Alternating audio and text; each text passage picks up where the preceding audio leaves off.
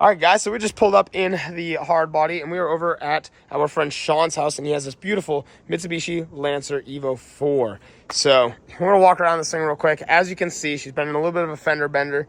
We are just coming over to give him a hand, trying to figure out what is going on down here, what broke, what's giving him this crazy camber. So I guess what had happened is he slid into a guardrail over the winter. He said he owned it for about 2 weeks.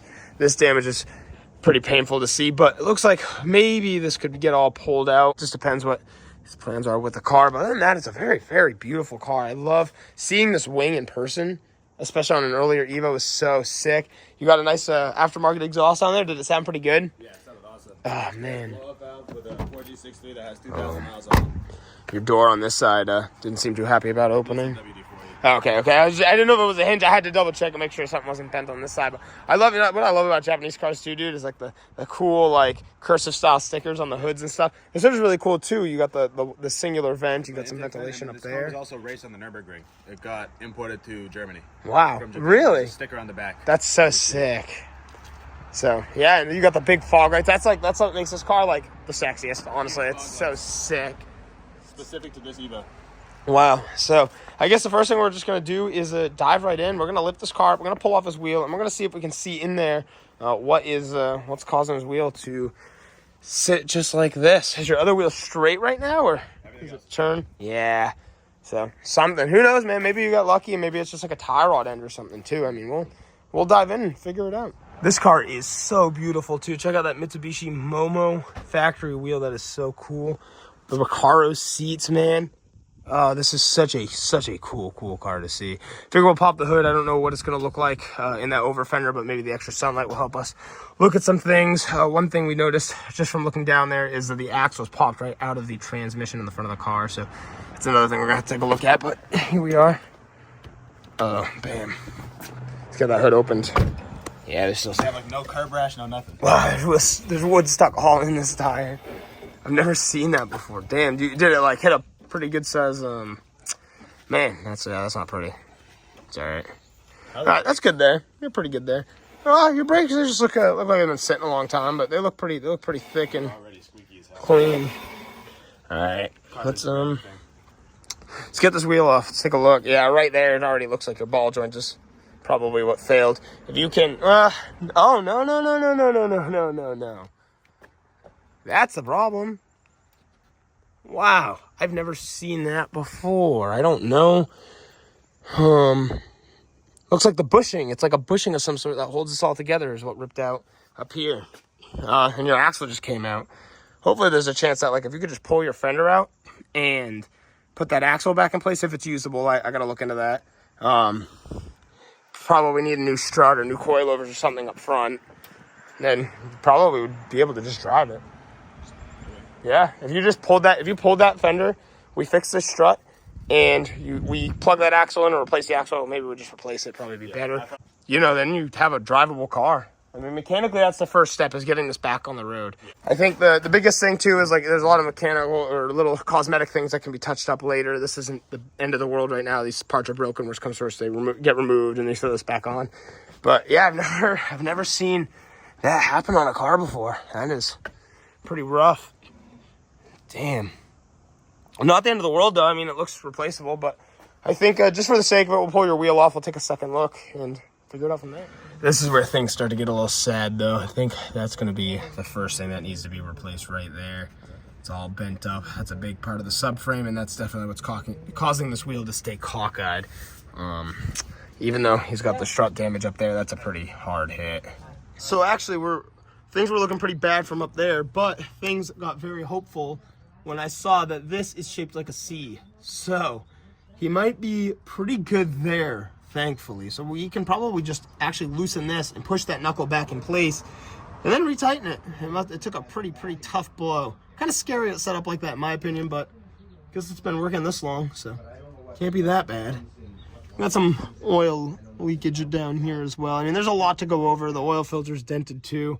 Took a pretty tough blow, but honestly, things are actually looking a little bit better than I thought they were going to be. So I guess that's step one of assessing the damage. And then next time we'll hopefully be able to give a hand and maybe replacing parts and see him get this on the road. All right, guys, so we actually just came up with a plan. So I think what we're going to do is we're going to look into the axle. We're going to look up how that's supposed to really fit on there. I think everything's looking good. I think I'm hoping that shaft is supposed to look like that. And if so, I don't know. I got to look how this fits on there first. Maybe we can just pop it back on. I think it'd be better to at least just replace nonetheless. So we'll come back to that. This right here is really simple. So thankfully, with it being shaped like a C, I'm going to unbolt that side of the control arm. And then this is already unbolted. We'll pull the arm out. We'll move our nut head back, or maybe we'll try to hammer this straight again. As you can see, it's bowed out. It's kind of shaped like a C right now. So once the nut head's on there, or once we hammer it in, we'll be able to put our nut on the other side, put it back in place, tighten it down, and make sure it's tight and straight. So like I said, maybe we'll hammer it out first. Not a big deal. So we're going to mess with the lower control arm at the same time as we do the axle. That would make sense because then we can move the wheel, we can move the whole hub assembly around to put in our axle, put it back in place, bolt down our lower control arm, and then we'll mess with the coilover. And we'll probably find just a new set for the front, get that all replaced, and I think Sean will be back on the road. I'll have a little bit of damage. We'll probably pull the fenders by hand, and then come up with another plan of action for what's next. We also got to probably pull the air out of this wheel and then try to see if we can remove this wood, see if it's safe. Don't want to really mess with it while it's beaded, just in case. But pretty much our plan of action. So we're going to put the wheel back on there, lower down the car, and I'll see you guys next time we come back over to play with this thing. So we are here. We've just made it to Alberto's, and check this out. He just put the wheels on the EG, the saw blades, polished them all up, and he's cleaning out his car right now. But this is what we've come over to play with today. Now, we've been following along on the channel. It's been a little while actually since I filmed a good clip on this car, sadly. But this is the turbo K24 block, K20 head, all-wheel drive EK Civic build. And there's some videos of us putting the engine together. The only thing that I haven't really filmed was Alberto putting together. We put on the turbo manifold, the turbo. We started running some of the piping. He made some braces, which are really, really nice, actually. That's actually super cool.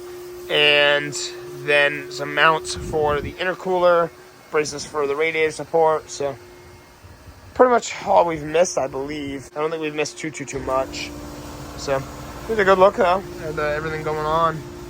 And I think today we're just going to play around with it, figure out a couple small things to do, and just make some progress on this thing. All right, we got this little steering rack bracket that we are going to be bolting up right now. Kind of a good quick start just to help support it. There's going to be a lot of movement, a lot of vibration. This is a pretty high revving engine, and it's going to see some abuse. So I'm going to find our bolts and get that bolted up right there. So it took a little bit of work. What I actually had to do is we actually had to unbolt just loosen up the bolts for the steering rack. It was cocked sideways a little bit, and then we were able to get the bolts to fit in the mount. So I'm going to tighten up the top and bottom, and then that'll be all set. We'll tighten up the rack, and we'll move on to the next little project. Cool, and check that out. We got our steering rack mounted up to the EG subframe now. So that is all good. We just got to tighten the other side. And, well, that's the first little thing we're going to get done. I don't know what we're going to get done today. Might not be a lot. Might be a lot. We have no idea yet. But we're making that progress. Clutch cylinder neck. Yeah. Probably going to be a fun project. But, this would be cool to get in there. All right, we got it in. So we're going to go inside. We got our two probably 10mm nuts, and we are going to tighten them up inside the car. All right, so we're in here now. We're going to set up our 10mm nuts and then hook up the pedal assembly. We found a wild Mike Plummer. That's what we like to see. We got Brennan cruising behind us.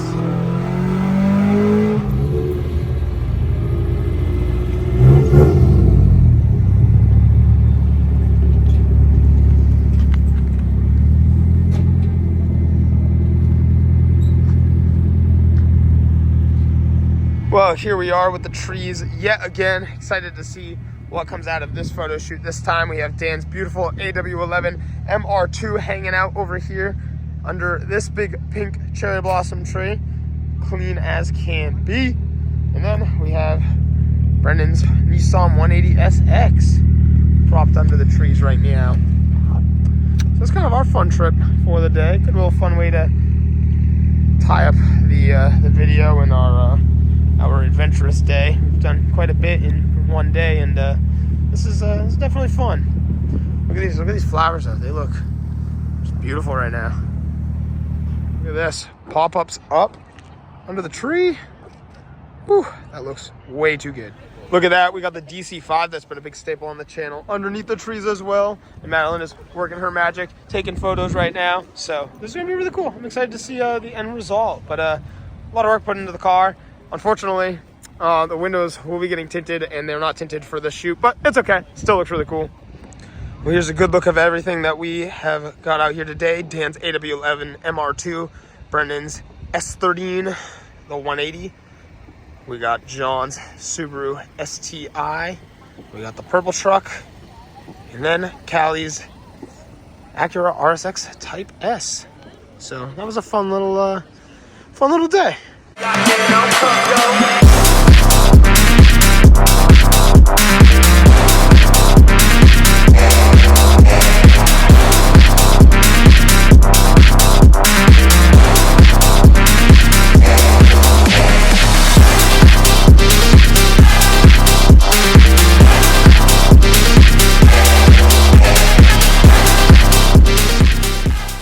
Well, we are still taking pictures of cars over here. Everybody is hanging out and having fun. But this is a great way to end off the video. These are kind of the two most popular vehicles, maybe besides the black truck on the channel right this very second. So it's a cool staple of time, but we got the trees there, taking those pictures. And it's been a good day. It's been a lot of fun. So if you want to see some more car content on the channel, this has literally been a day of mine, start to finish. This is pretty much my daily life, just things like this. So if you want to see more car content on the channel, don't forget to like and subscribe. I'll see you all in the next one. Thanks for watching, and peace out.